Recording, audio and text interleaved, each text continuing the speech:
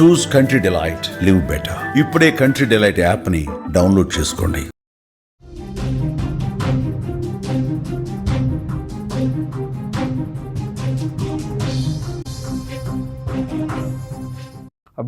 Breaking news చూస్తున్నాం. జపాన్లో పెను విపత్తులు సంభవిస్తున్నట్టుగా సూచనలు కనిపిస్తున్నాయి. గత 2 రోజులుగా పరిస్థితి చూస్తుంటే టోక్యోలో భారీ వర్షాలు పడుతున్నాయి. వర్షాలు వరదలతో జపాన్ అల్లకల్లోలమవుతోంది. మనుషులు కింద పడిపోయే విధంగా భీకరంగా గాలులు వస్తున్నాయి. జూలై 10న గంటలోనే 100 మిల్లీమీటర్లకు పైగా వర్షపాతం నమోదైంది. మొగురో నది ఉప్పొంగి ప్రవహిస్తోంది. మరోవైపు కుష్యోలోని పేలిన షిన్మోడాకే అగ్నిపర్వతంతో భయాందోళన నెలకొంది. 6.7 కిలోమీటర్ల ఎత్తులో బూడిద వెల్లువల పైకి లేచింది. 2018 తర్వాత షిన్మోడాకే అగ్నిపర్వతం ఒక్కసారిగా బద్దలైన పరిస్థితి. టోక్యో ప్రజలు బిక్కుబిక్కుమంటూ కాలం గడుపుతున్నారు. విజువల్స్లో మనం చూస్తున్నాం. ప్రపంచవ్యాప్తంగా జపాన్ గత 4 రోజులుగా వార్తల్లో నిలిచిన విషయం తెలిసిందే. జూలై 5వ తారీఖు జపనీస్ బాబా వంగగా ప్రసిద్ధి చెందిన రియో టాట్సుకి పెను విపత్తు జపాన్ను కుదిపేస్తుందని చెప్పిన నాటి నుంచి అందరూ కూడా జపాన్ వైపే చూస్తున్నారు. రియో టాట్సుకి చెప్పినట్టు సునామీ కానీ ప్రళయం కానీ ఏమీ రాలేదు జూలై 5వ తారీఖు. కానీ జపాన్లో ప్రస్తుతం జరుగుతున్నటువంటి పరిణామాలు చూస్తే ఆందోళన కలిగిస్తున్నాయి. మొన్నటి వరకు టొకారా ద్వీపాలలో 1000 కంటే ఎక్కువగా భూకంపాలు వచ్చాయి. వాటిలో కొన్ని పెద్దవి కూడా ఉన్నాయి. ఈ వరుస భూకంపాలు ఆ దీవుల్లో నివసించే ప్రజలకు కంటి మీద కొనుక్కు లేకుండా చేసిన పరిస్థితి. ఇంతలోనే ఇప్పుడు మళ్ళీ భారీ వర్షాలంటే ఏదో ఒక మోస్తరుగా ఒక చిన్న భారీ వర్షాలు కాదు, అతి భారీ వర్షాలు జపాన్ రాజధాని టోక్యోను అతలాకుతలం చేసేస్తున్నాయి. ఇటీవల కురుస్తున్న రికార్డు స్థాయి వర్షాలకు టోక్యో నీట మునిగింది. భారీ వర్షాలకు తోడు భీకర గాలులు కూడా తోడు కావడంతో జనజీవనం అతలాకుతలమైంది. జూలై 10వ తేదీన టోక్యోలోని నెరిమా, సుగినామి వంటి ప్రాంతాలలో గంటలోనే 100కు పైగా మిల్లీమీటర్ల వర్షపాతం నమోదైందంటే అక్కడ ఎంతటి పెను భారీ వర్షాలు కురుస్తున్నాయో అర్థమవుతుంది. ఈ భారీ వర్షాలకు అక్కడ స్థానికంగా ఉన్నటువంటి మొగురో నది ఉప్పొంగి ప్రవహించడంతో ప్రజలంతా గ్రౌండ్ ఫ్లోర్స్ను పూర్తిగా ఖాళీ చేసి పై అంతస్తులకు వెళ్ళిపోయారు. భీకర గాలులకు మనుషులు కింద పడిపోతున్నటువంటి దృశ్యాలు స్క్రీన్ మీద మీరు చూస్తున్నారు. షాపింగ్ మాల్స్లో ఎస్కలేటర్ మీద కూడా వరద నీరు జలపాతాన్ని తలపించే విధంగా పారుతుందంటే ఏ స్థాయిలో అక్కడ వర్షపాతం నమోదవుతుందో చూస్తున్నాం. డ్రైనేజీ వ్యవస్థ దెబ్బతిని భారీగా వరద వచ్చేస్తుంది, ఇళ్లలోకి వచ్చేస్తుంది, షాపింగ్ మాల్స్లోకి వచ్చేస్తుంది, జనావాసాల్లోకి వచ్చేస్తుంది, గ్రౌండ్ ఫ్లోర్లు మునిగిపోయి పై వరకు వాటర్ వచ్చేస్తున్నాయంటే భయంకరమైనటువంటి దృశ్యాలు జపాన్లో ప్రస్తుతం కనిపిస్తున్నాయి. అక్కడ చూడండి, అక్కడ అన్నీ ఎలా కొట్టుకుపోతున్నాయో. ఇక్కడ మన గాలులు కూడా ఎంత భీకరంగా వస్తున్నాయో స్క్రీన్ మీద విజువల్ చూస్తుంటే అర్థమవుతుంది. పూర్తిగా గొడుగులు, టెంట్లు, ఆ మనుషులు కూడా కొట్టుకుపోయే పరిస్థితుంది. ఒక్కసారి ఆ విజువల్ చూడండి. పెద్ద ఎత్తున అక్కడ భారీగా వర్షపాతం నమోదవుతుంటే పాటుతూ భీకరమైనటువంటి గాలులు వస్తున్నాయి. టోక్యో నగరం పూర్తిగా అతలాకుతలం అయిపోతుంది. భారీగా వర్షాలు పడుతున్నాయి. షాపింగ్ మాల్స్ పూర్తిగా వాటర్తో మునిగిపోతున్నటువంటి పరిస్థితుంది. ఎక్సలేటర్లు కూడా వాటి మీద నుంచి ఒక వరద ప్రవహిస్తుందంటే అక్కడ ఎలాంటి భయానకమైనటువంటి పరిస్థితులు ఉత్పన్నమయ్యాయి అనేది కూడా చాలా స్పష్టంగా అర్థమవుతుంది. డ్రైనేజీ వ్యవస్థ దెబ్బతిని భారీగా వరద విపరీతంగా పారుతున్నటువంటి పరిస్థితి. ముఖ్యంగా అక్కడ క్యుషులోని షిన్మోడాకే అగ్నిపర్వతం ఒక్కసారిగా బద్దలైంది. 2018 తర్వాత షిన్మోడాకే అగ్నిపర్వతం బద్దలవటం ఇదే ఫస్ట్ టైం. అది పేలాక 6.7 కిలోమీటర్ల ఎత్తులో బూడిద ఏ విధంగా వెదజల్లుతుందో స్క్రీన్ మీద మీరు చూస్తున్నారు. షిన్మోడాకే పర్వతం ఒక్కసారిగా పేలిపోయింది. అగ్నిపర్వతం ఒక్కసారిగా పేలిపోయి పెద్ద ఎత్తున మంటతో కూడినటువంటి పొగ, బూడిద పైకి ఏ స్థాయిలో వెదజల్లుతుందో స్క్రీన్ మీద మీరు చూస్తూ ఉన్నారు.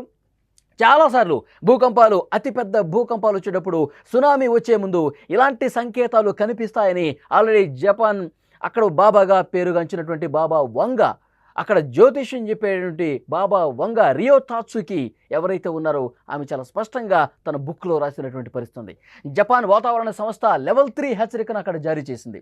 వేడి వాయువులు, బూడిద, రాళ్లతో జాగ్రత్తగా ఉండాలని సమీపంగా ఉన్నటువంటి ప్రాంత ప్రజలను కూడా హెచ్చరించింది. ఈ పరిణామాలు జపాన్ వాసుల గుండెల్లో పరుగులు పెట్టిస్తున్నాయి.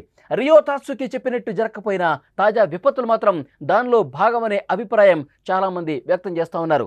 రియో టాట్సుకి జపాన్ బాబా వాంగాగా పేరుగాంచినటువంటి ఆమె ఏం చెప్పిందో కూడా ఒక్కసారి గుర్తు చేసుకుంటే జూలై 5వ తారీఖు ఒక భారీ ప్రళయం జపాన్ని అతలాకుతలం చేయబోతుందని చెప్పి చాలా స్పష్టంగా ఆ బుక్లో రాసింది. అయితే జూలై 5వ తారీఖు ఏం జరగబోతుంది గతంలో కొన్ని జరిగినవి నిజమైనవి కదా, ఇక్కడ ఇప్పుడు జూలై 5వ తారీఖు ఏదో ఒకటి ప్రళయం సంభవించే అవకాశం ఉందని చెప్పి అక్కడ ప్రజలు చాలా దాన్ని తలుచుకుని ఇబ్బంది పడ్డటువంటి పరిస్థితి. దాన్ని తలుచుకొని భయాందోళనకు గురైనటువంటి పరిస్థితి. కానీ జూలై 5వ తారీఖు ఏమీ జరగలేదు. ప్రజలంతా ఊపిరి పీల్చుకున్నారు. అక్కడ టొకారా ద్వీపాలలో 1000 భూకంపాలు వచ్చినా సరే, అందులో పెద్ద భూకంపాలు కొన్ని నమోదైనా సరే అక్కడ జనాభాకి ఏమీ ఇబ్బంది కలగలేదు. అక్కడ పెద్ద ఎత్తున సునామీ రాలేదు, భూకంపాలు రాలేదు పెద్ద స్థాయిలో. ఊపిరి పీల్చుకున్నారు. కానీ జూలై 5 తర్వాత పరిస్థితులు ఒక్కొక్కటిగా కొంత ఇబ్బందికరంగా మారుతున్నాయి. జూలై 5 తర్వాత అంతా ఊపిరి పీల్చుకొని ఎవరి పనుల్లో వాళ్ళు నిమగ్నమవుతుంటే ఇప్పుడు ఒక్కసారిగా అగ్నిపర్వతాలు పేలటాలు, భారీ వర్షాలు, విపత్తులు మనం స్క్రీన్ మీద చూస్తూ ఉన్నాం.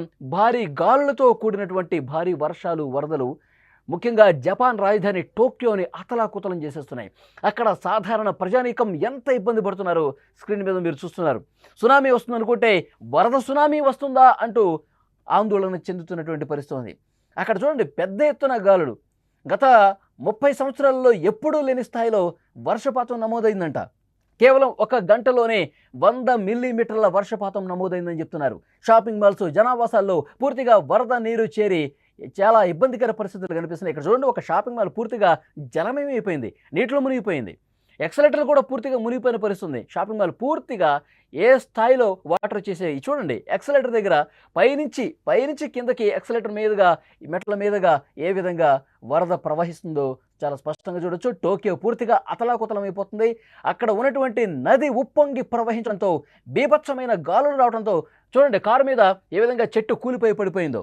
వరద ప్రవాహం ఎంత ఉధృతంగా వస్తుందో చూడండి. అక్కడ వాహనదారులు తీవ్ర ఇక్కట్లు పడతా ఉన్నారు. అదిగోండి కారు మీద ఏ విధంగా ఒక పెద్ద చెట్టు కూలిపోయి పడిపోయిందో చాలా స్పష్టంగా విజువల్ చూస్తున్నాం. ఆ గాలుల తీవ్రత కూడా చాలా పెద్ద స్థాయిలో కనిపిస్తుంది.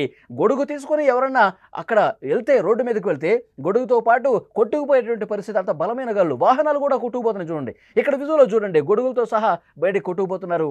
అక్కడ షాపింగ్ మాల్స్లో కావచ్చు, ఇతర క్యాంటీన్లో కూర్చున్న వాళ్ళు ఏ విధంగా ఆ గాలుల దాటికి భయపడిపోతున్నారు మనం చూస్తున్నాం. అక్కడ షిన్మోడాకే అగ్నిపర్వతం 2018 తర్వాత పెద్ద స్థాయిలో పేలిపోయినటువంటి పరిస్థితి ఉంది. ఒక పెద్ద నిప్పు రవ్వలు వెదజల్లుతూ పెద్ద సంఖ్యలో అక్కడ పొగ కూడా కొన్ని కిలోమీటర్ల వరకు వ్యాపించినటువంటి దృశ్యం మనం చూస్తున్నాం. 2018లో పేలింది, ఇప్పుడు మళ్ళీ ఒక్కసారి పేలింది. ఒకవైపు భారీ వర్షాలు, గంటలోనే 100 మిల్లీమీటర్ల వర్షపాతం నమోదవటం, పూర్తిగా అక్కడ నదులు ఉప్పొంగి ప్రవహించడం, జపాన్ రాజధాని టోక్యోను అతలాకుతలం చేసేయటం, జనావాసాల్లో ఫస్ట్ ఫ్లోర్లో కూడా వాటర్ వచ్చేసినాయంటే ఫస్ట్ ఫ్లోర్లో ఉన్న వాళ్ళు పూర్తిగా పై ఫ్లోర్లోకి వెళ్ళి తమ ప్రాణాలు కాపాడుకునే పరిస్థితి ఉందంటే ఇక్కడ ప్రజలు ఎంత భయాందోళన వ్యక్తం చేస్తున్నారంటే జపాన్ దేశానికి ఏమవుతుంది, ఎందుకు ఇలాంటి పరిస్థితి అంటూ జపాన్ వాసులు బిక్కుమంటూ కాలం గడుపుతున్నటువంటి పరిస్థితి ఉంది. ఈ మధ్యకాలంలో మనం చూస్తున్నాం, ప్రపంచంలో ఏదో ఒక మూల ఇలాంటి విపత్తులు సంభవిస్తూనే ఉన్నాయి. మన టెక్సాస్ మనం చూసాం.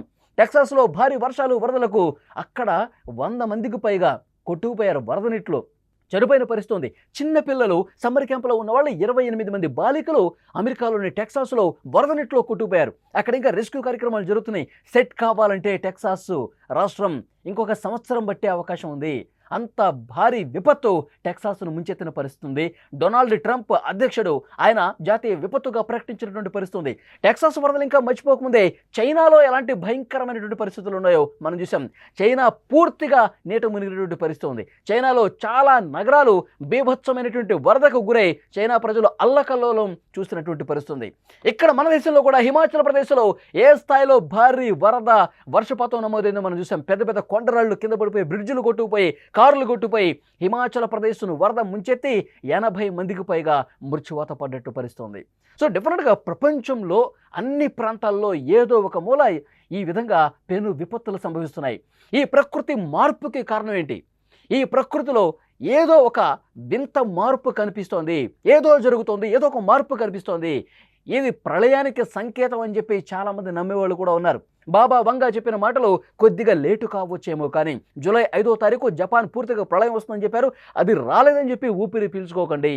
మీరు ఇంకా ఏదో ఒక గొప్ప ప్రళయానికి ఇది ఒక సంకేతంగా కనిపిస్తుందని చెప్పి చాలామంది నమ్మేవాళ్ళు కూడా ఉన్నారు. కానీ ఒకవైపు శాస్త్రవేత్తలు చెప్తున్నారు, ఇది సహజంగా జరిగేటువంటి మార్పులే తప్ప, సహజంగా వచ్చేటువంటి భారీ వర్షాలు, వరదలు తప్ప ఇదేదో ప్రపంచానికి పెనుముప్పుగా పరిణమిస్తుంది, ఈ ప్రపంచం ఏదో అవుతోంది, ఇలాంటి ఆందోళన చెందాల్సిన అవసరమే లేదని చెప్పి కొంత భరోసా కల్పించే ప్రయత్నం చేస్తున్నారు. కానీ విజువల్స్లో మనం చూస్తున్నాం, ఇంతకు ముందు ఎప్పుడూ లేని విధంగా పెద్ద స్థాయిలో వర్షాలు కావచ్చు, వరదలు కావచ్చు, పెను ముప్పు కావచ్చు, ఇవన్నీ కూడా స్క్రీన్ మీద విజువల్స్ చూస్తుంటేనే అర్థమవుతుంది. ప్రస్తుతం ఈ రోజుకి ఉన్నటువంటి సమాచారం, జపాన్లో కురుస్తున్నటువంటి భారీ వర్షాలు, వరదలతో జపాన్ ప్రజలు, ముఖ్యంగా జపాన్ రాజధాని టోక్యో నగరంలో ఎలాంటి భీకరమైనటువంటి భయం కలిగించే పరిస్థితులు కనిపిస్తున్నాయో విజువల్స్లో మనం చూస్తున్నాం.